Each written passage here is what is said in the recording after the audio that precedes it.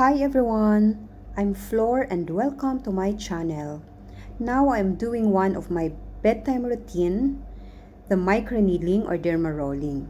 So guys, let's roll it, lift it, and surely I will always repeat it.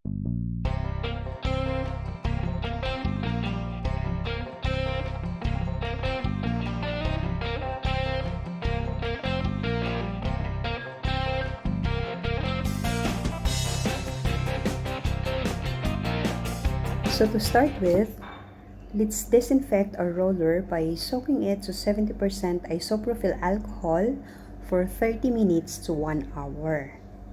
And then we need to wash our face with soap and water, and then apply toner to wipe off dirts. And also guys, we need to wipe our face with 70% isopropyl alcohol to disinfect and preparing it for the whole dermarolling process. So, pwede po tayong gumamit ng mga pampamanhid na creams like Emla. But for me, I prefer not to use any numbing cream. So now, let's gonna apply the vitamin C serum. So, kailangan po natin ito guys. We will just massage evenly onto our face. We need that serum for doing the derma roller. So before I begin my derma rolling, my technique is always to split my face into 4 sections for easy rolling process. And always remember guys, avoid rolling onto your eye area because it's very sensitive. So let's begin. So we will do now first the horizontal rolling. So what we need to do is just roll in one direction 8 to 10 times, or depending on your skin tolerance and sensitivity. And always make sure guys to lift the roller after each pass to prevent that dreaded track marks or yung parang kalmot sa mukha natin. And then after you roll in the same place, you can adjust the derma roller slightly. So depende sa iyo if gusto mo diinan or hapyawan lang kung nasasaktan ka, especially if you're first time doing it lang. So just repeat what you are doing until you cover the whole or the entire section of your face. So many of us are asking what are the benefits of doing the microneedling or using the derma roller. So marami pong mga benefits ito.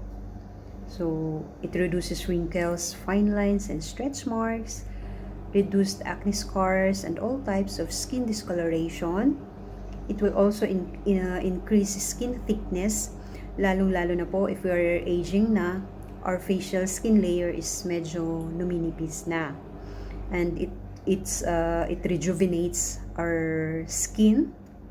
It will also enhance product absorption. So that's why if we are putting the vitamin C serum, it's better talaga that we are also using the derma roller para mas ma-absorb ng skin natin yung serum. We are already done with the horizontal rolling now. So it's very important to apply first the vitamin C serum to our face before we are doing the vertical rolling. Again, what we did in horizontal rolling, same lang din ang gagawin natin in vertical rolling. We will just roll up in one direction, lift it up, and repeat the process until the whole section of our face would be covered.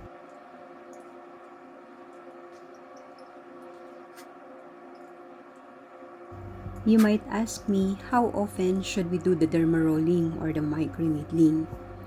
Para sa akin po, I used it once or twice a week because I always make sure na yung skin ko is completely recovered already from the last session before I am starting another one. And you need also to know guys that rebuilding collagen is a slow process. And it takes for our skin a fair amount of time to regenerate itself. So, dapat lagi nating tandaan yan. Our derma rolling is done. Now, we need to apply again vitamin C serum. Massage it evenly on our whole face. And also, we need to clean and disinfect our roller. We'll just simply soak it in 70% isopropyl alcohol. Let it dry first before putting it back to the container. It's only normal, guys, that after the rolling process, our face will become red for a couple of hours or even less. And there's a feeling like sunburn. Feels like your face is pulsing and the blood is circulating.